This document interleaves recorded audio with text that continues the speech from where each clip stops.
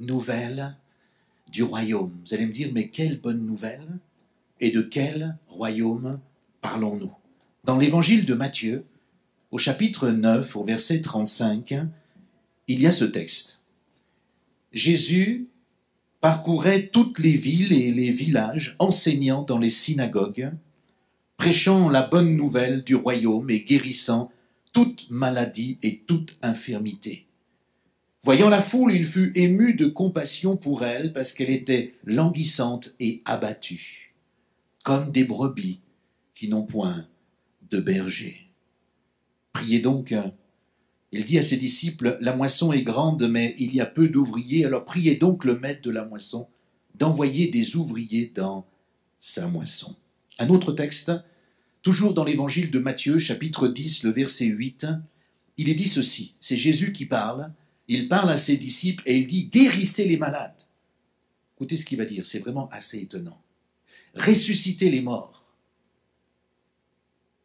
purifiez les lépreux, chassez les démons, vous avez reçu gratuitement, donnez gratuitement ». Est-ce que je pourrais avoir un tout petit peu moins de retour, s'il te plaît, Ben? C'est très très fort. Notre monde, nous le voyons, est actuellement particulièrement bouleversé, n'est-ce pas? Instable, dans une période de crise, dans une situation compliquée. Dès que vous avez la télévision ouverte et que vous regardez les informations, il n'y a que des bonnes nouvelles. C'est ça, hein? Non, c'est pas ça? Vous n'avez pas la même télé que moi, alors je sais pas. Moi, quand je suis dans la voiture, je mets la radio, tout de suite, il y a des bonnes nouvelles. Tout le temps, on nous dit que c'est formidable ce qui se passe dans notre monde. Non, c'est pas ça. Non. C'est un petit peu même l'inverse, n'est-ce pas? Des situations de crise, des situations, des événements climatiques catastrophiques. Les grands de ce monde cherchent éperdument à trouver des solutions, mais nous le constatons, bien souvent, ils tournent en rond. Alors, nous pourrions penser que tout cela, bien entendu, ne nous concerne pas, qu'on est tellement loin de tout cela, mais on n'est pas si loin que cela. Et même ici, en France, à Mulhouse, on n'est pas si loin que cela. L'Europe également est en crise. Notre pays, je crois, n'est pas épargné. On nous parle de chômage, on nous parle d'économie instable, on nous parle d'économie favorisée, il y a des gens qui sont dans la rue pour faire grève, il y a des contestations constamment. Et puis, c'est pas simplement sur le plan social, mais on se rend compte que c'est aussi sur le plan personnel. Combien de familles n'ont jamais été aussi bouleversées, disloquées, détruites pour certaines? On le voit, il n'y a jamais eu autant de séparations, de divorces. Plus de 1 divorce sur 3 en province, 4 sur 5 en région parisienne. Et que penser de tous ces jeunes qui aujourd'hui n'ont plus de repères, qui n'ont plus de valeurs familiales véritables, qui ne savent pas finalement dans quelle direction il faut aller? La violence se multiplie, toutes sortes de situations difficiles, compliquées. Et on ne parle pas de la délinquance, de tous ces phénomènes de drogue, et puis le suicide des adolescents, le suicide de manière générale de ceux et celles qui pensent que mettre un jour fin à leur vie va régler tous leurs problèmes. Nos prisons sont en surpopulation, nos asiles psychiatriques, etc. Je ne veux pas faire un tableau catastrophique ce matin, mais juste peut-être nous parler de certaines réalités. Avant même de conclure, dans quelques minutes, je vais déjà conclure maintenant, en vous disant, sans démagogie aucune, que la seule véritable solution, c'est pas le G20, c'est pas le G8, c'est pas l'ONU, c'est pas tous ces gens qui se retrouvent ici ou là sur notre planète et qui essayent de trouver des solutions pour nous. D'ailleurs, souvent, ils essayent de trouver des solutions pour eux, pas toujours pour nous. La seule solution à tous ces problèmes se trouve en la personne de Jésus-Christ. Alors peut-être certains disent, mais oui, mais ça c'est facile, et puis... mais c'est vrai que sans aucune démagogie. Pourquoi? Parce que la différence de bien des programmes politiques, voyez, c'est que le programme de l'Évangile, c'est prendre en compte les intérêts et les besoins de ceux qui veulent s'approcher de Jésus. Et ça en fait toute la différence. Vous savez, La Bible est vraiment un livre très intéressant. Je ne sais pas si vous avez la Bible chez vous, mais si vous ne l'avez pas, ne repartez pas de ce lieu sans la Bible. Passez au comptoir de librairie, vous demandez Christiane ou René, et elles se feront un plaisir de vous remettre soit une Bible complète, mais vous avez aussi le service d'accueil avec Johanna et puis tous ceux et celles qui travaillent avec, qui vont vous offrir, si vous ne l'avez pas, un Nouveau Testament. Le Nouveau Testament, c'est la deuxième partie de la Bible. Pourquoi c'est important? Parce que c'est un livre extraordinaire. C'est un livre d'actualité, c'est un livre pour aujourd'hui. La Bible est vraiment un livre intéressant, c'est la compilation de 66 livres différents, mais qui ont tous le même fil conducteur et qui donnent vraiment des indications primordiales. Vous savez sur quoi?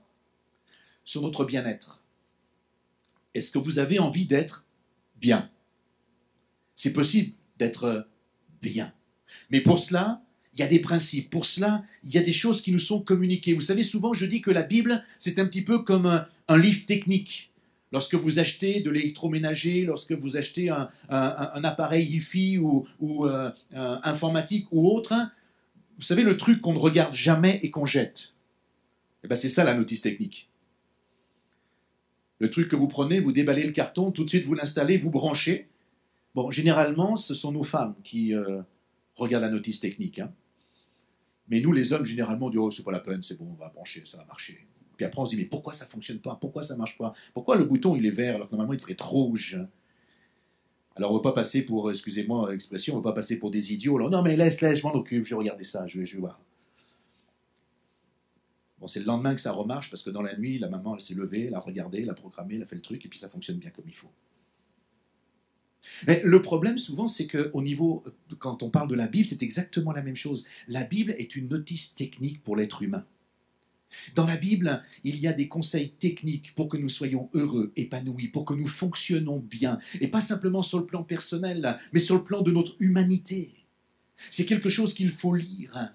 Et il y a quelque chose d'incroyable dans cette Bible, c'est qu'il y a eu des situations semblables aux nôtres, où certaines personnes ont vécu quelques centaines ou quelques milliers d'années avant nous, et qui sont pour notre instruction aujourd'hui.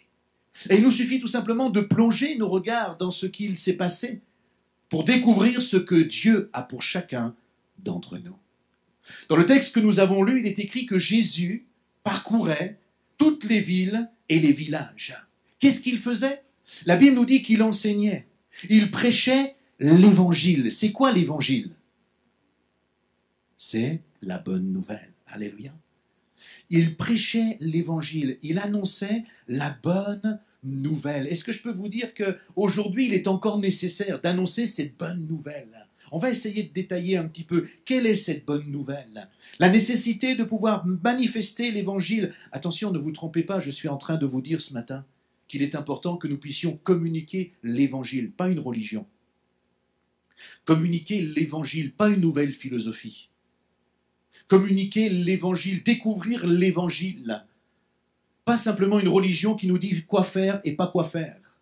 Aller ou pas aller, manger, pas manger, boire, pas boire. Ça, c'est la religion, ce n'est pas l'évangile. L'évangile, ça ne nous amène pas à simplement respecter des dogmes et nous enferme dans un cadre de fonctionnement. L'évangile nous amène dans la liberté. En Jésus-Christ, nous devenons libres. Oh, peut-être que vous allez me dire, mais pasteur, vous êtes bien gentil, mais moi je suis libre, je n'ai pas besoin d'attendre votre Jésus pour être libre. Je ne suis pas vraiment sûr que chacun d'entre nous, nous soyons vraiment libres. Parce que lorsque nous faisons une introspection sur notre vie et que nous regardons un petit peu tous les détails de notre existence, il me semble que parfois on n'est pas si libre que cela. Vous savez, parfois il y a un petit truc de 8 cm qui fait en sorte que nous ne soyons pas libres. Vous connaissez ce petit truc de 8 cm? Généralement c'est blanc. Il y a un petit bout marron des fois pour ceux qui veulent. Ça s'appelle le tabac, la cigarette. Dépendant de 8 cm. Oui, pasteur, je suis libre. Non, tu n'es pas libre, tu es dépendant. Parce que tu essayes d'arrêter de fumer, mais tu n'y arrives pas. Oui, pasteur, je suis libre. Non, tu n'es pas libre parce que tu es dépendant du mensonge. Tu n'arrives pas à dire la vérité. Quand tu as des choses à dire à ta famille ou ceux qui sont autour de toi, tu ne leur dis que rarement la vérité. Tu es constamment en train de mentir, de tricher pour cacher la vérité. Non, pasteur, je suis libre. Non, tu n'es pas libre parce que tu es pris par ce désir de voler, de prendre des choses qui ne sont pas à toi lorsque tu en as besoin et de ne pas les rendre. Tu dis que tu es libre, mais en fin de compte, tu n'es pas libre parce que tu trompes ceux qui sont autour de toi.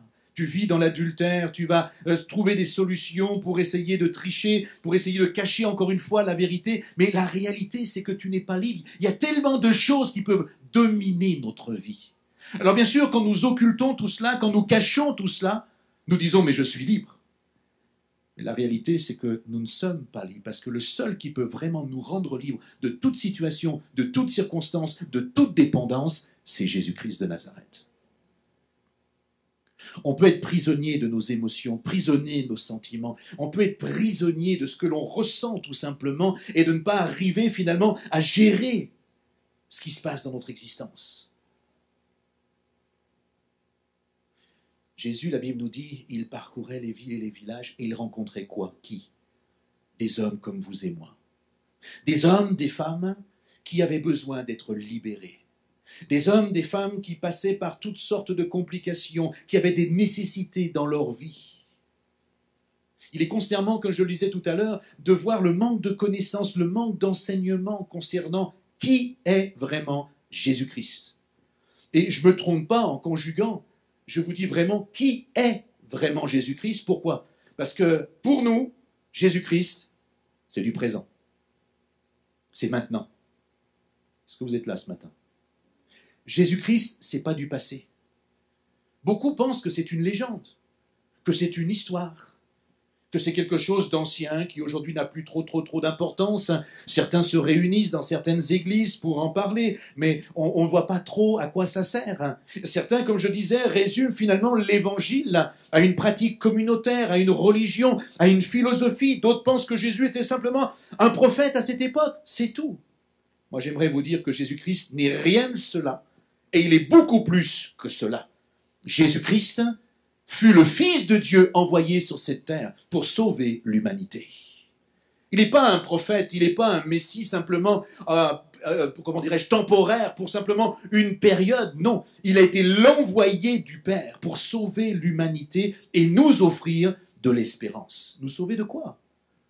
Serions-nous peut-être en situation gravissime parce que la terre devrait disparaître? Oh, je sais bien qu'il y a eu toutes sortes de prophéties apocalyptiques, etc. Et ce n'est pas de cela dont je vous parle. Si vous étiez là il y a quelques dimanches ou quelques mardis, je ne sais plus, je disais qu'avant que la terre ne disparaisse, on a au moins 1000 ans tranquilles. Donc on a le temps de voir les choses arriver encore un petit peu, vous voyez. Mais par contre, la Bible nous dit qu'il y a d'autres événements qui vont se produire.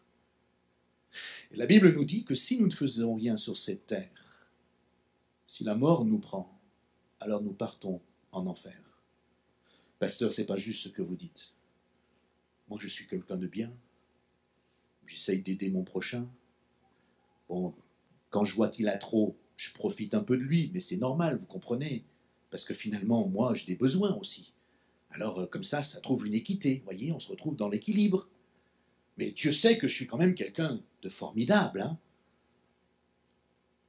Je ne suis pas vraiment convaincu. Vous savez, dans les cimetières, il y a des gens qui sont vraiment formidables. Et en enfer, il y a des gens qui sont fantastiques. Ils ont été fantastiques toute leur vie. Et pourtant, ils sont en enfer.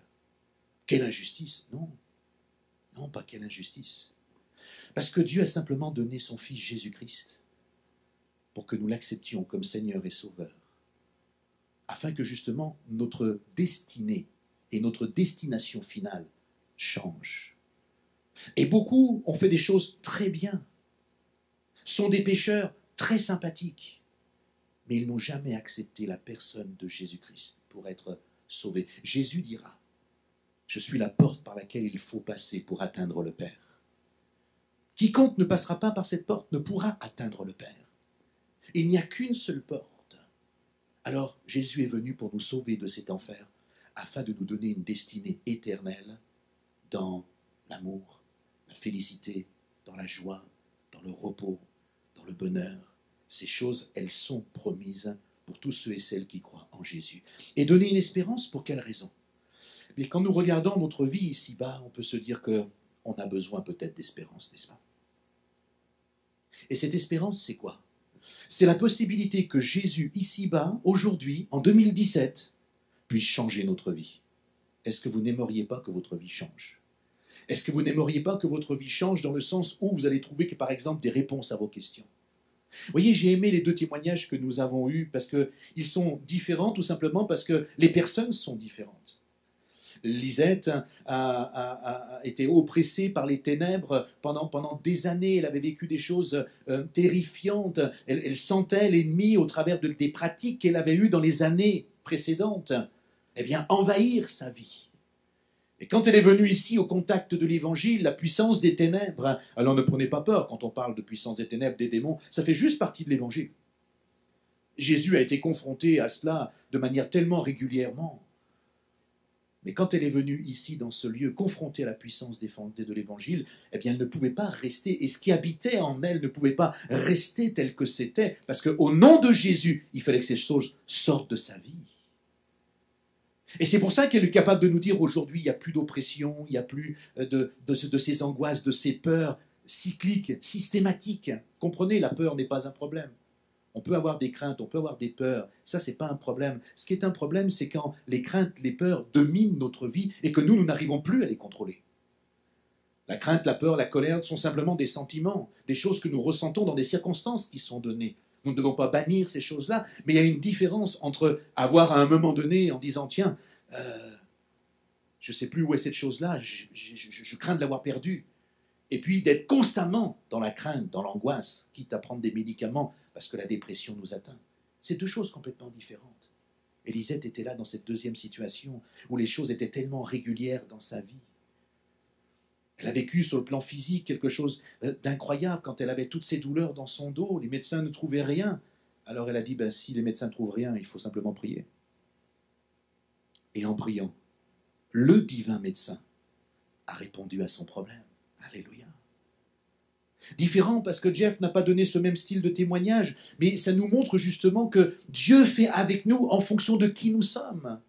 Vous voyez, le danger parfois quand on est dans ce genre de réunion ou quand on parle de Jésus, certains voudraient vivre les expériences que les autres ont vécues.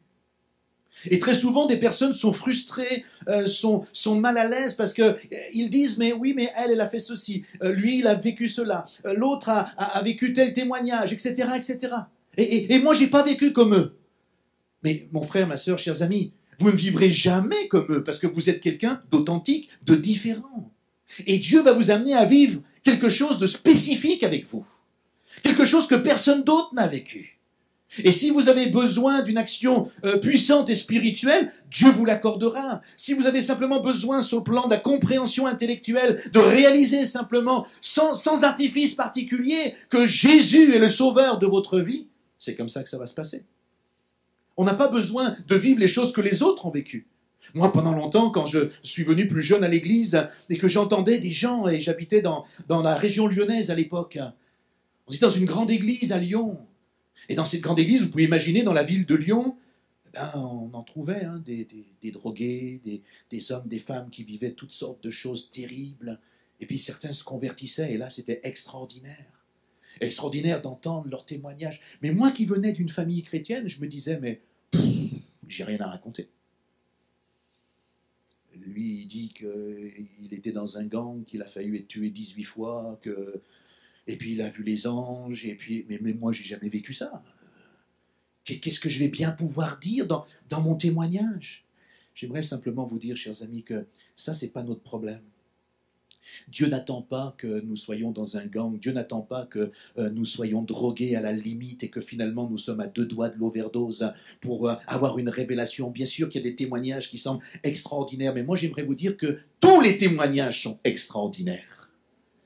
Il n'y en a pas un qui est plus grand que l'autre. Nous, on fait des différences, parce que humainement, on amène parfois une compréhension. Mais ce que j'aimerais vous dire aujourd'hui, pour ceux qui peut-être sont là et disent, mais est-ce que j'ai besoin vraiment de vivre des choses graves pour qu'un jour Dieu se révèle à moi? Certainement pas. Parce que ce que les gens ne vous disent pas quand ils rendent témoignage, c'est que lorsqu'ils sont passés par des situations parfois gravissimes, douloureuses, il y a des conséquences dans leur vie. Et parfois, il y a des conséquences, bien entendu, après la conversion, après le baptême, et qui demeurent dans la vie chrétienne. Bien sûr que Jésus nous libère, que Jésus nous guérit, que Jésus fait des choses, mais il y a malgré tout parfois des conséquences, des symptômes qui sont là, envers lesquels il nous faut toujours lutter, combattre. Heureux ceux qui ne permettent pas à la vie de les amener dans toutes sortes de dépravations et qui donnent leur vie à Jésus-Christ rapidement. Peut-être qu'aujourd'hui, vous ne mesurez pas votre bonheur et votre chance si vous acceptez Jésus, mais vous ne pouvez pas imaginer dans 5 ans, dans 10 ans, dans 15 ans, le bénéfice que vous allez en avoir. Je bénis Dieu pour ceux qui sortent de situations dramatiques et qui vivent des choses incroyables et qui ensuite donnent leur vie à Jésus-Christ. Mais c'est vrai, il y a parfois des conséquences qui sont compliquées et qui sont lourdes. Acceptez la vie que Dieu vous a donnée. Acceptez le chemin que Dieu vous a donné.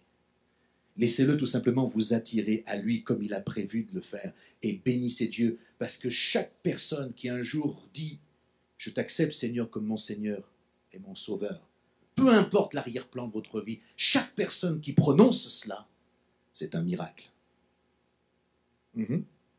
C'est un miracle dans le ciel. Parce que la Bible nous explique que l'ennemi de notre âme essaye de tout faire pour que nous ne puissions pas justement entrer là, dans le plan de Dieu, et être tout simplement libérés.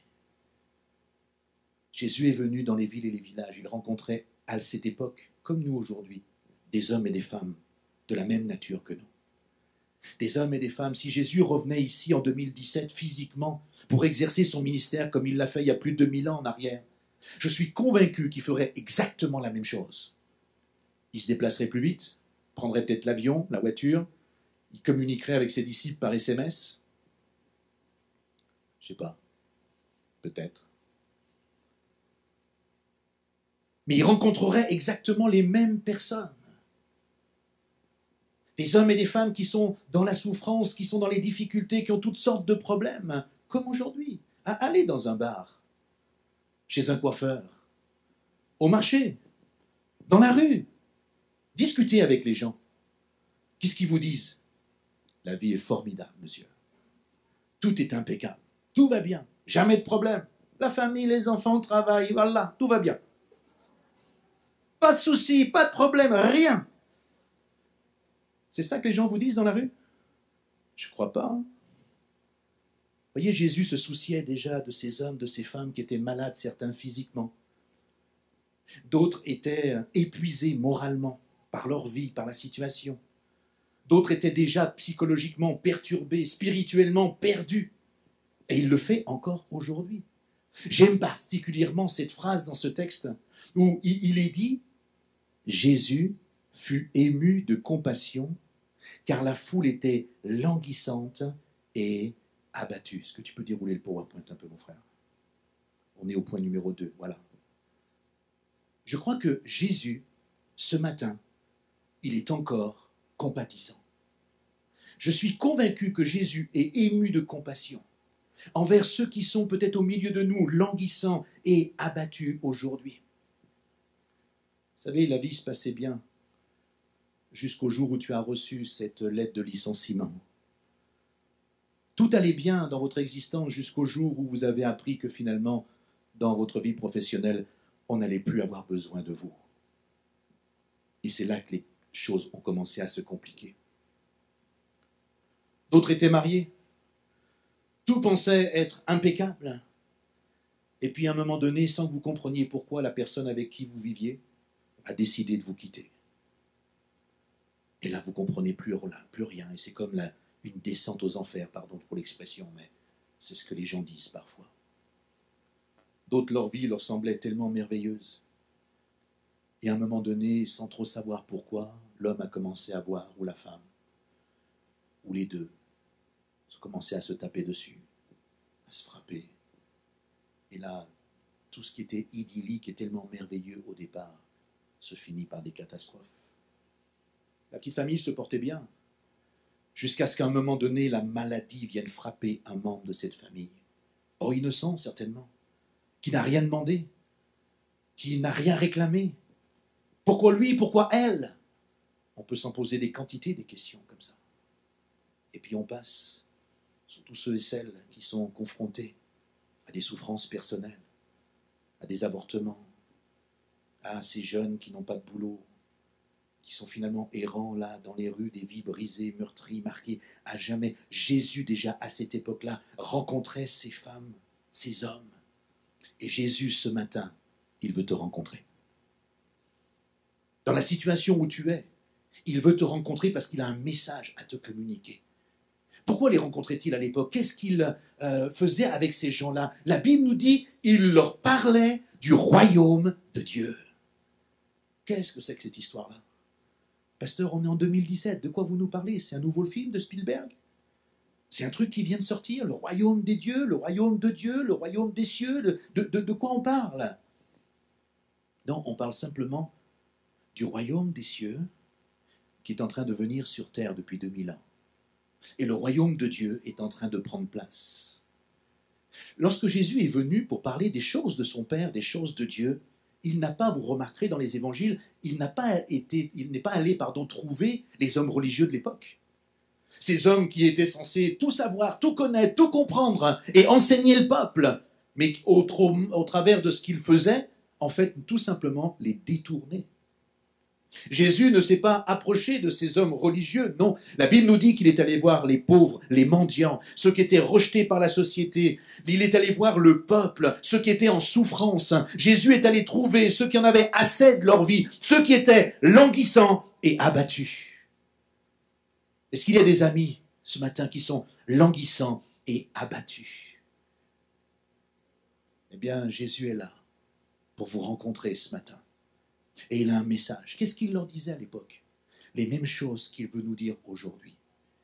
Il leur disait, par exemple, déposez vos soucis, parce que je vais m'en occuper. Waouh! Est-ce que éventuellement quelqu'un dans cette salle ce matin aurait un ou deux petits soucis? Pas plus, juste un ou deux. Si. Eh bien, si vous avez un ou deux petits soucis, madame, eh bien, la Bible nous dit, déposez-les auprès de Jésus, il va s'en occuper. Vous allez voir de quelle manière il va s'en occuper. Qu'est-ce qu'il leur a dit? À un moment donné, à ces gens qui étaient là, il leur a dit, l'homme ne vivra pas de pain seulement, mais il vivra de toute parole qui sort de la bouche de Dieu. Qu'est-ce que c'est que ce texte compliqué là? Moi, quand j'ai faim, je vais manger des frites, un steak, de la banane, des fruits, je ne sais pas, mais je vais manger quelque chose de consistant. Manger la parole qui sort de la bouche de Dieu. Mais qu'est-ce que cela veut dire? Ça veut dire que Jésus enseignait ses amis qui étaient justement dans la souffrance, dans l'incompréhension parfois, qui étaient là et se posaient des questions quant à la réalité de leur vie. Et Jésus leur disait, vous savez, la vie n'est pas simplement faite que de manger et de boire. La vie n'est pas simplement que des relations, des gens, des choses qui sont là, mais ton âme a aussi besoin d'être nourrie. Mon âme, mon esprit, oui, ce qui est à l'intérieur de toi-même, là où il y a le siège de tes émotions, de tes sentiments, là où il y a cette dimension spirituelle que très souvent on ne découvre que tardivement. Jésus est en train de leur dire, cette dimension-là ne se nourrit pas simplement avec de l'eau, du pain, de la nourriture solide. Pour nourrir ton âme, tu as besoin d'une nourriture spirituelle. Et cette nourriture spirituelle se trouve dans l'Évangile, dans la parole de Dieu. Et chacun d'entre nous, nous sommes corps, âme et esprit. Là, je ne vous apprends rien. Mais nous, on pense qu'au corps, souvent. Le corps, qui est devenu un culte aujourd'hui, le culte du corps. Et regardez-moi. Pourquoi il y en a qui rigolent? Mais oui, aujourd'hui, vous avez vu toutes ces salles, on veut façonner le corps, on veut paraître, on veut donner une apparence, tout est fait pour le corps. Et on oublie l'âme. On a un corps pour certains magnifique. Et quand on rentre à la maison, on est dans la souffrance, on est dans la peine, on est dans l'angoisse, on est dans les questionnements. Parce que Jésus nous a dit, l'homme ne vivra pas de pain seulement, mais il vivra aussi de toute parole qui sort de la bouche de Dieu. Et cette parole a été retranscrite dans un livre qui s'appelle la Bible. Et ce livre-là est une parole vivante pour chacun d'entre nous aujourd'hui. Il va leur dire, vos priorités ne sont pas bonnes. C'est pour ça que très souvent vous êtes dans la douleur, dans la souffrance. Il va dire vos priorités ne sont pas bonnes parce que vous amassez des trésors sur la terre. Vous construisez sur la terre tellement de choses, mais vous amassez des trésors là où la rouille, la teigne, les voleurs viennent pour dérober. Jésus va tout simplement dire, apprenez à construire, à bâtir des trésors, mais dans le ciel. alors là, on ne comprend plus rien. Déjà, c'est pas facile d'avoir des trésors sur la terre. Si en plus, il faut en faire dans le ciel, alors là, moi, ça me dépasse. Je ne vois pas comment. Ben, il va nous donner d'abord une explication à cela. Il va nous dire pourquoi il est important que vous puissiez découvrir que dans le ciel, vous pouvez avoir en réserve un trésor. Parce qu'il va nous dire, parce que là où est notre trésor, là aussi est, vous lisez derrière moi, là aussi est notre cœur. Là où il y a notre trésor, là aussi il y a notre cœur. Ça veut dire tout simplement que nous sommes captivés, nous sommes attachés à ce qui pour nous, nous avons donné de l'importance. La réalité, c'est que Jésus nous dit, mais vous construisez, vous bâtissez des choses, et on en a besoin sur cette terre, c'est évident, pour vivre, pour manger, pour notre famille, pour développer, pour faire plein de choses, et tout cela est totalement normal. Mais si ça devient prioritaire, c'est là que les problèmes commencent.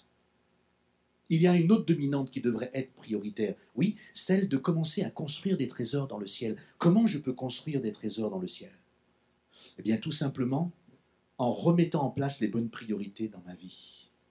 Et quand je commence à servir Dieu, quand je commence à faire du bien selon la parole de Dieu autour de moi, quand je commence à faire en sorte de ne plus être dépendant par les choses de la vie, mais que finalement ce qui devient le plus important pour moi, c'est ma relation avec Jésus-Christ, là, je commence à accumuler dans le ciel des trésors. Et je commence à faire du bien.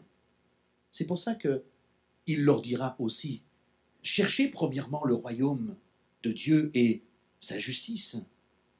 Et toutes ces choses dont vous avez besoin, matérielles, physiques, eh bien toutes ces choses vous seront données en plus. Vous voyez, le Seigneur ne nous a jamais dit comme la religion, soyez pauvres, privez-vous de tout, faites abstinence de toutes choses, et vous verrez combien vous serez heureux et combien Dieu va vous accepter. La Bible ne parle jamais de cela. La religion nous parle de cela. Les religions nous parlent de cela, parce que les religions sont bâties tout simplement sur un concept qui est simple. Plus je souffle, plus je me fais petit, plus je donne une image de moi humble, et plus Dieu m'aime, plus Dieu m'accepte. Mais ça, c'est la religion. C'est pas l'évangile. L'évangile ne me demande jamais de montrer à Dieu une image de moi qui ne soit pas la bonne. L'Évangile m'appelle à lui, tel que je suis. Je n'ai rien à cacher à Dieu. Peut-être certains sont un peu étonnés en disant, mais je ne comprends pas, je suis rentré dans une église, vous dites que vous êtes pasteur, puis vous dites en gros que vous ne croyez pas à la religion. Gloire à Dieu, c'est gagné, vous avez bien compris si vous avez compris ça. Parce que la religion ne sert à rien. Regardez sur notre terre. La religion n'a fait que des guerres, que des divisions, que des choses terribles, et encore pour aujourd'hui. Dieu ne nous a jamais appelés à embrasser et à vivre une religion. Il nous a appelés à être en communion avec lui.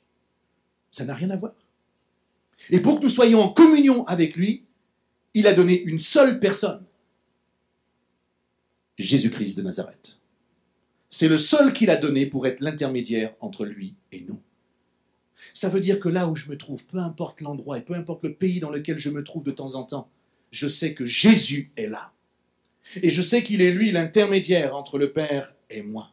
Et c'est pour ça qu'il m'a dit, cherche premièrement le royaume de Dieu et sa justice. Et donc tout ce que tu auras besoin pour ta vie, mais je vais m'en occuper moi. Et je vais te donner. Et tu verras combien tu seras heureux, heureuse. Alléluia. Et pour qu'on finisse à accumuler dans le ciel ces trésors dont il nous a parlé, il leur a dit encore juste une chose. Il leur a dit, tout ce que vous voulez que les autres fassent pour vous, qu'est-ce qu'il a dit? Faites-le de même pour eux. Alléluia. Vous avez tout, vous pouvez rentrer chez vous. Les secrets sont donnés, ils sont juste là. Voilà les principes de base que Dieu nous a donnés, qui sont tellement simples, tellement élémentaires. Et quand nous comprenons cela, eh bien, nous disons, mais c'est pas si compliqué que ça, c'est même tellement simpliste. Et c'est peut-être pour ça que certains ont du mal à y croire. Parce que ça ne demande pas une réflexion poussée, ça ne demande pas de faire l'ENA ou ça ne demande pas de faire je ne sais quelle étude. Non, parce que Jésus s'adresse à chacun d'entre nous. Je bénis Dieu pour ceux qui ont fait l'ENA et puis qui sont à Jésus-Christ aujourd'hui. Mais je bénis Dieu aussi qui, comme moi, certains n'ont peut-être pas fait d'études, mais on a accepté Jésus-Christ un jour dans notre vie. Alléluia. Il va juste terminer par 2 paroles qu'à un moment donné, il va leur dire. Il va leur dire, entrez par la porte étroite. Parce que large est la porte, spacieux est le chemin qui mène à la perdition. Et il y en a beaucoup qui entrent par là. Et il rajoute, mais étroite est la porte. Resserré est le chemin qui mène à la vie. Et il y en a peu qui le trouvent. Dites à votre voisin ce matin, tu as bien fait de venir et de répondre à l'invitation. Ce n'est pas le fait du hasard que tu sois là ce matin. Dites-lui, ou dites-lui à il ou elle, peu importe, Dieu a quelque chose pour toi maintenant à te dire. Ce qui est extraordinaire, voyez, bon, je ne vous ai pas dit de rendre témoignage et de commencer à parler avec le voisin, hein, on termine bientôt. Ce qui est extraordinaire, voyez, c'est que vous pourriez me dire, oui, mais voyez, pasteur, là, ce sont quand même toutes sortes de belles paroles, quoi. Jésus, il est venu, il a donné ses paroles. Quel donneur de leçons, quand même. C'est quelqu'un qui a voulu nous instruire, qui a voulu peut-être nous rééduquer, Moi, j'aimerais juste vous dire que Jésus n'est pas venu simplement pour faire un constat. Jésus n'est pas venu simplement pour donner quelques paroles. Il n'a pas justement été simplement, et il n'a pas voulu passer pour être un donneur de leçons. Jésus aussi a agi. Il avait des solutions concrètes. Regardez avec moi quelques exemples. Un jour, alors qu'il est là dans un village, la Bible nous dit qu'il y a des hommes qui ont un ami qui est paralysé. Alors ils vont prendre cet homme parce qu'ils ont entendu parler justement, comme vous ce matin, de ce Jésus qui faisait des choses. Et la Bible nous dit que ces hommes ont commencé à faire descendre dans cette maison cet homme qui était sur un lit paralysé. Et lorsque l'homme sur ce lit paralysé est arrivé là au centre de la pièce où il y avait Jésus et d'autres personnes qui parlaient, Jésus bien sûr a arrêté la discussion et puis il a regardé cet homme, il a jeté un regard sur tous ceux qui étaient autour. Et puis bien entendu, voyez, nos priorités ne sont pas les mêmes. Tout le monde s'attendait à ce que ce super Jésus, dont on parlait depuis bien des villages, bien entendu, guérisse ce paralysé. Vous savez ce que Jésus a dit à cet homme? Mon ami, prends courage. Tes péchés sont pardonnés. Ciao. Alors là, tout le monde était choqué. Premièrement, il ne guérit pas le gars là. Nous, on a fait tout un chemin, on a ouvert le toit, on l'a passé à travers pour l'amener juste devant lui. Et lui, la seule chose qu'il est capable de dire, c'est tes péchés sont pardonnés. Mais attends, les hommes religieux qui étaient là de l'époque ont pu dire, mais qui est celui-ci qui se prend même pour Dieu? Qui dit, mais ses péchés sont pardonnés? Mais n'importe qui pourrait dire ça. C'est facile d'imaginer que vous veniez dans mon bureau, vous avez quelques problèmes, quelques difficultés, je vous écoute, puis à la fin, je vous dis simplement, vos péchés sont pardonnés. À bientôt. D'abord, je ne pourrais jamais le dire parce que moi, je ne sais pas pardonner les péchés. Je ne sais pas comment on fait, puis on n'a pas cette fonction-là. On n'est pas des gens vers qui on vient se confesser. Et on n'a pas ce pouvoir de pardonner les péchés. On peut entendre les choses, mais moi, je n'ai pas ce pouvoir. Le seul qui a le pouvoir de pardonner les péchés, c'est Dieu au travers de Jésus-Christ. Ces gens sont frustrés. Ils ont descendu un paralysé. Ils s'attendent à ce qu'il y ait un miracle qui se passe. Et Jésus dit simplement, tes péchés sont pardonnés. Bien sûr, il n'y a pas un homme religieux qui est là autour qui ose dire quoi que ce soit. Même si intérieurement, ils sont scandalisés. Parce que, encore une fois, ce qui est important, c'est le paraître. L'impression que je donne. Alors on a des gens très propres sur eux, très sales à l'intérieur, qui sont là et qui disent rien. Ils regardent, ils sont comme en colère, ils sont aigris, ils ne comprennent pas ce qui est en train de se passer. Et Jésus qui connaît la pensée de ces gens qui sont là. Parce que Jésus connaît toutes choses. Il lit dans nos cœurs, il lit dans nos pensées. Pas la peine de vouloir lui cacher quoi que ce soit. Jésus sait exactement qui nous sommes, ce que nous faisons, ce que nous vivons. Alors Jésus reprend la parole et il dit, mais qu'est-ce qui est le plus facile, à votre avis, de dire à cet homme? Tes péchés sont pardonnés? Ou de lui dire, maintenant, lève-toi, prends ton lit et va chez toi. Et il va rajouter, devant tous ces hommes-là qui sont là, ces gens qui le voient, qui l'entendent, pour que vous sachiez, vous tous, que Jésus-Christ, le Fils de Dieu, a le pouvoir de pardonner les péchés, qui va changer votre existence et vous donner la vie éternelle. Eh bien, découvrez que ce Jésus a aussi le pouvoir de dire à cet homme, maintenant, toi qui es paralysé, lève-toi debout sur tes pieds et retourne chez toi. Et l'histoire nous dit qu'à l'instant même, cet homme a retrouvé l'usage de son corps, de ses membres, de ses jambes. Il s'est levé et une œuvre incroyable s'est passée. La Bible nous dit que les gens qui étaient autour étaient tellement émerveillés. Certains étaient pris de stupeur. Certains se disaient, mais qui est celui-là qui accomplit une telle œuvre? J'aimerais vous dire que celui-ci, c'est le même qui est là aujourd'hui, ce matin, au milieu de nous. C'est le même qui nous aime, qui nous apprécie. C'est le même qui est là et qui a une solution, chers amis, pour chacun d'entre nous. Je pourrais donner tellement d'autres exemples. Je pourrais parler de la fille de Jairus et de bien d'autres, mais on ne va pas avoir le temps et je vais m'arrêter là ce matin. Mais j'aimerais simplement vous dire, il est là, au milieu de nous. Et ce qu'il a fait hier, il le fait encore aujourd'hui. Peut-être encore une fois, vous allez me dire, mais, pasteur, c'est une histoire d'il y a plus de 2000 ans, ça. C'est une histoire où on lit dans un livre. Je vais te raconter une autre histoire. Il y a quelques années de cela, j'étais dans le sud de la France. Et nous avons fait une réunion comme celle-ci. Et au travers de cette réunion, plus ou moins cette même histoire, ce même message que ce matin a été proclamé, annoncé. Dans l'auditoire, il y avait une femme que son mari venait d'amener et elle était sur un fauteuil roulant. Cela faisait des années qu'elle était paralysée des deux jambes. Ça faisait des années que son mari s'occupait de sa femme et qu'il l'amenait de partout dans cette triste situation.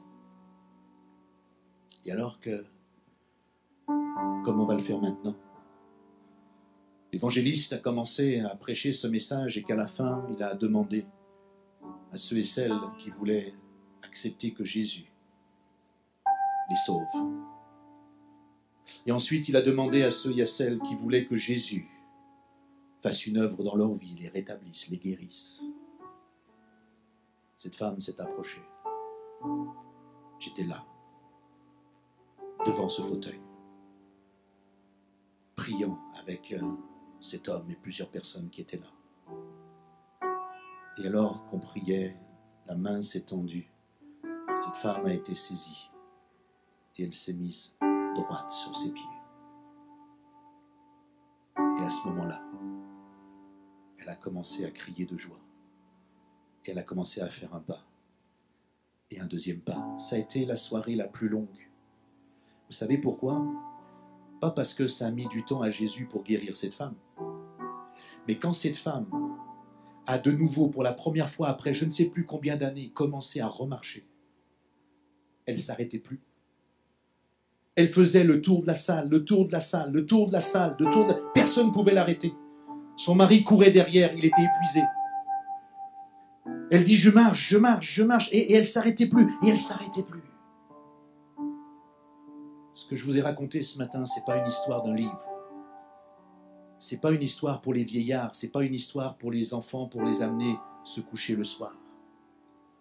Ce que je vous ai raconté, c'est la véritable histoire de Jésus-Christ qui est capable aujourd'hui, premièrement, de pardonner nos péchés, parce que c'est ça qui est important. Lorsque nos péchés sont pardonnés, alors une vie nouvelle commence à prendre place. Chers amis, ce que vous avez besoin en premier, en priorité, c'est que vous reconnaissiez tout simplement que vous êtes pécheur, pécheresse, et que vous avez tout simplement besoin de ce Jésus qui dise comme à se paralyser, mon enfant, prends courage, tes péchés sont pardonnés.